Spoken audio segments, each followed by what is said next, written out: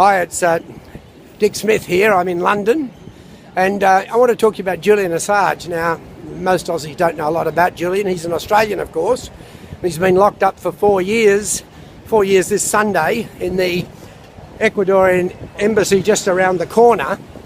And you probably know the situation about the so-called serious crime that he's supposed to have committed and the broken condom. Well, I think I have a bit of an answer to this. So what not many people know is the largest per capita seller of deadly arms, war equipment in the world is Sweden. And you can see why they wouldn't like WikiLeaks.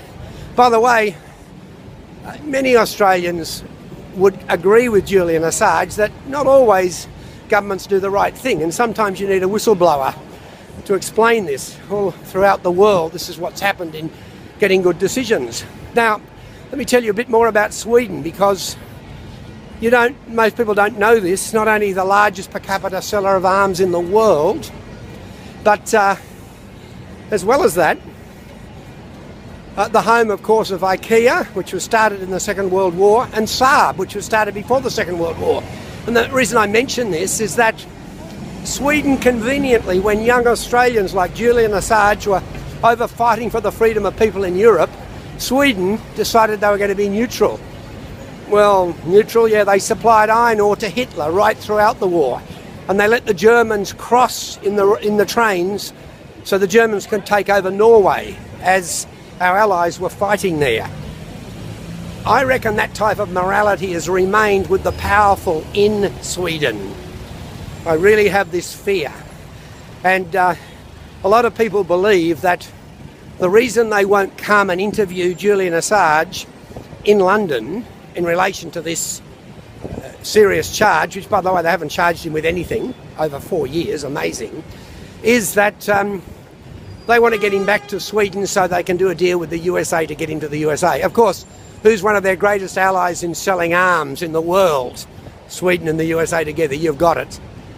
Sweden sells more arms than France and China. Absolutely amazing. Anyway, we have a situation now where Julian Assange is locked up in the embassy 4 years this Sunday. That's 2 days' time. And many of us want to do something about this. It's quite simple. Julian Assange will go to Sweden if necessary, as long as there's a guarantee from the United States and from Sweden that he's not going to be deported to the USA. Can you imagine this? The US has a law that they reckon an Australian can be charged with leaking espionage secrets, US secrets, even though the Australian isn't in the USA and is not a US citizen. That is outrageous. I know if someone gave me some US secrets, I'd give them to our government. Well, that's illegal. You're not allowed to do that under the US belief, the arrogance there. So we have a situation now where the Swedes won't send their prosecutor to the embassy here in London to interview Julian Assange, and they won't charge him. And so you have this incredible impasse.